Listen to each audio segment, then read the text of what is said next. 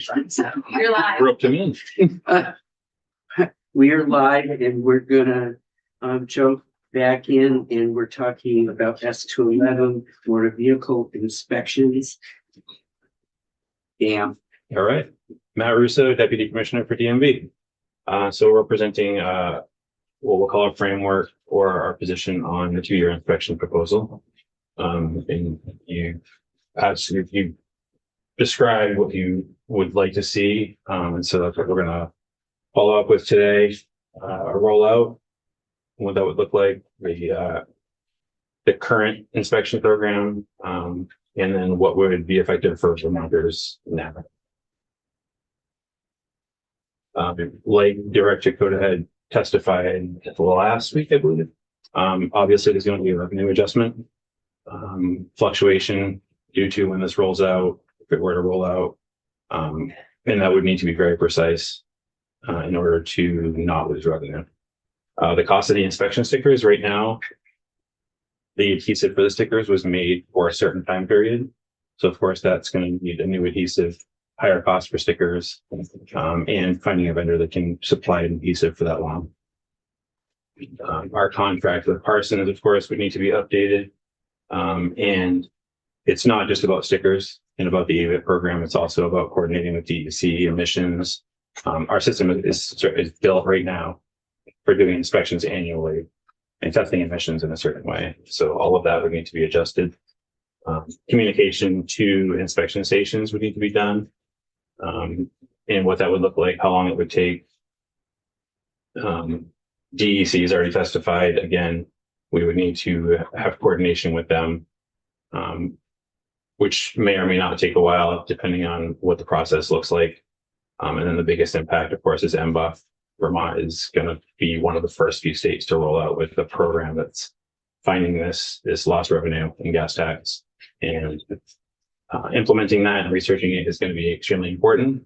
And switching to a 2-year model would take away what they've already built based on a 1-year annual inspection. So our proposal, we remain not opposed to a 2-year inspection, but we are apprehensive based on what we've just discussed. Again, MBUF being the biggest issue. We would propose that we get together with all stakeholders to discuss what the framework would look like, come up with a report due for January of 27, with an effective rollout date for the following year. That would give us time to discuss all of this with all of the stakeholders. And because this is an important change and affects so much, I think it's important to make the right decisions, because this will directly affect Vermonters in several ways. And it would give us time to discuss how we're going to implement this with MBUF down the road after that's been implemented. We can strategize, review, report out to the committee by January with our findings, how this would look, a framework, and then go from there for a possible 28 rollout or whatever is decided. This is, as you can see, inspections have steadily declined since 2019 and increasing. 9.7 decrease just in revenue alone, which is impactful for sure. I think one of the biggest reasons for a decline is possibly the ambiguity in the inspection manual itself. I know as you have the rotor that we talked about last year, that's huge. And you can see that it looks like the cleanest rotor ever, but was denied based on some rust, right? So again, ambiguity in the inspection manual. so does that mean there's another 100,000 cars out there driving illegally? I don't have the numbers for how many cars have not been inspected offhand. The number of cars is still steady or increased a little bit, so that we would assume that those cars are. If we've gone from 592,000 inspections down to 495,000 inspections. Same with progress. Then I mean, there are a lot of variables. I don't population. I'm not sure. Did But it drop in registered vehicles? I have not, I don't have that number. Okay. I don't want to speak to it without having the exact number, but That should easily be done. With the registration from the inspector. I can easily get those numbers. How many people are inspecting? Yeah, I'd be interested to see those, for those years, how many registrations. Or how many vehicles were inspected, found out that their rotors weren't gonna pass and said, The hell, not gonna. right, they might have had their initial inspection, but then get this sticker. Yep. And that will show as a fail, so it looks like you've got these fails, but it could be somebody that later on passed. Or didn't pass, didn't go back. Right. Right. Right, Pat? Do you also think it might have something to do with the color of the sticker being the same every year? I think so, and that's, again, I didn't go over that, but that I would include that in one of our impacts. In that we would propose to change the color Yearly? or biannually, whatever. And again, that's gonna increase the cost of the sticker itself. If you're rotating. Because then you have to reconcile the leftover Oh, yeah. stickers every year. And then order the next color. So this slide is showing what the common repair issue, or are the common repair issues that were reported by Vermonters in the report that we submitted. As you can see, brake rotors are huge, body rust, electrical, tires, steering and suspension, and emissions. It was reported that there is some inconsistency with the current process, which again leads to Vermonters to distrust the whole program. They have voiced it on Facebook, social media, and in this report. Jack, did you back up? I think, Wendy has Yes. a question. Just a question about how you, who were the people who responded and how is that So determined? we put this out last year, posted on social media. We had it advertised for all Vermonters. And I don't remember the number, but it's all in the report when Vermonters responded. Okay, but it was social media, so the odds are that, if you're angry, you're more motivated to respond. Right. Yep. It was, so these are the survey responses, what they said. These are the survey responses, correct? Yeah. Do you have the real thing? Yeah. That it's in the report. I don't have it on me right now. And it's very thorough. It's got quite a bit of information on there. And another highlight would be the inconsistency on station costs for an inspection, ranging from anywhere from $61 to $280 per inspection. There's actually people charging There was one that reported $280. But again, it's just inconsistency. So So this is a survey. this was the survey data. They could have said it was 280 to 1. Yeah. The $280 is what? It's what was reported from a Vermonter on what they paid for inspection. I would average if generally from $60 to $100 per inspection. So we don't get that information.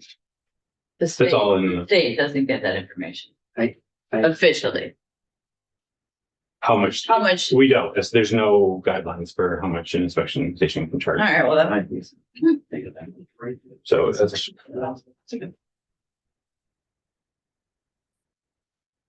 So the question, that I had about that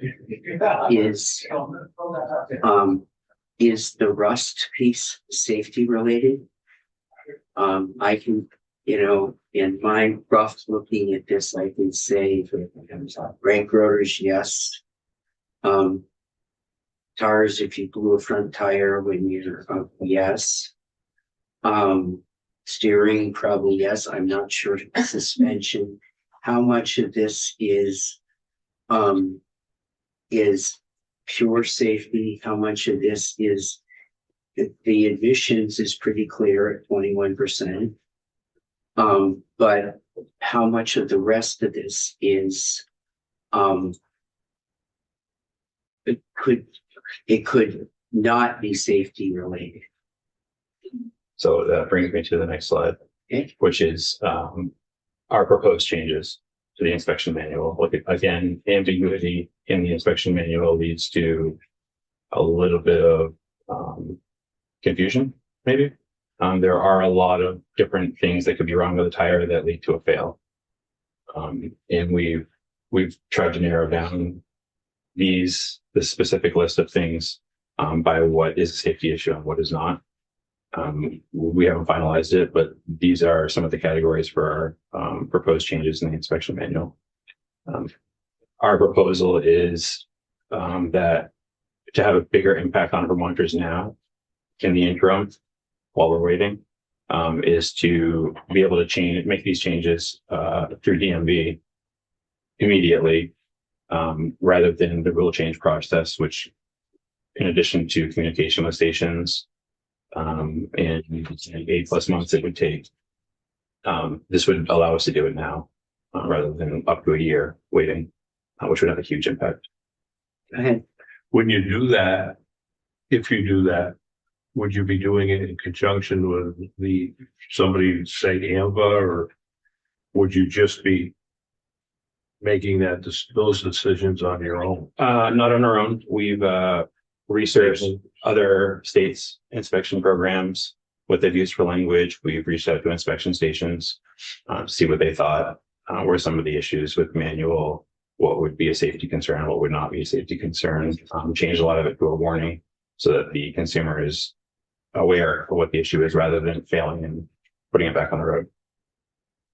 I would just like to make sure if we're doing this, we get it right the first time, and we don't have to come back and, revisit it. Exactly. Question comes in, what's immediate? What are you talking for a timetable for this? When would DMV be in a position to have a new printed booklet ready to go? We already have our proposed changes pretty much ready to go for a new book, but we would need to wait to see if that was going to go through the rulemaking process or not. If it was, we'd be ready to submit. Go ahead. I think we can have a discussion with our council, but I think there's a way where we could give you the authority, especially if we know what the changes are ahead of time. We could put those almost in statute or give you the authority to do them, but then have the rulemaking process still happen once at a later date. So we're not waiting for that whole thing instead of just a blanket exemption from it. I think there would be three ways. There's one, we could do approval through statute here in the legislature somehow. There's expedited rules, and then there's the regular rule-making process. So without changing the rule-making process, because I will tell you, I think it will be any bill that allowed DMV to go out around the rulemaking process. I know the committee next door will be interested in that, and there will be multiple committees interested in that. That's a whole separate fight unto itself. But separate from that, I almost think the quickest path now might be some approval here. If those rule changes came before this committee and they were before the middle of March that they came, this committee could put something in the miscellaneous DMV bill. But that, sure. So we would, from my vantage point, we would look, I think, to you and what that timetable might be. I think there's still in this committee interest in looking at a 2-year inspection. And we're either going to instruct our council through Damien to lay out that process. I'm not real clear, and you've got proposed changes on the back, but as you go through that, I think the important thing here is if we're going to have our draftspeople lay out a picture going forward with all of this, you're going to need to be clear with our drafts person to get it down on paper, what this all means and when. Absolutely. Okay, Agreed. I think that we're fine with, we're open to change or agreeing on something. yep. We just want to get a big impact for Vermonters so they feel like they're being heard and not just saying, yeah, we're gonna push it down the road, you know. I want it to be done now for them and then say, hey, we're working on this, you know, it's gonna be done. Just not immediately. Go ahead. Yeah, because if we could fix this problem, I think that the need to go to 2 years is reduced, because this is, I mean, I would want to get rid of it or get rid of anything that's not an immediate, you know, in danger. There's a bill in the House that's H 330. Oh, 358 from Representative Wooten, you might want to look at, but he was basically kind of trying to get to the same thing. He's more draconian. He's just basically saying if it's not an immediate safety issue, then they just get a warning. Right. Basically, you should might look at these brakes. They're questionable, but we're getting past. So then you still have the inspection. We don't have to worry about the emissions or other items. But the main problem that I'm trying to address is that people are not passing inspections for things that they should be allowed to drive the vehicle. Exactly. And that's causing people not to be able to have a vehicle or get extra fees when they do get a ticket Absolutely. necessarily. And so if you guys have already identified these things, you know, we can just do that. For me, that would meet the need, at least the bill I introduced. When would you be ready to come in here with an outline of suggested changes?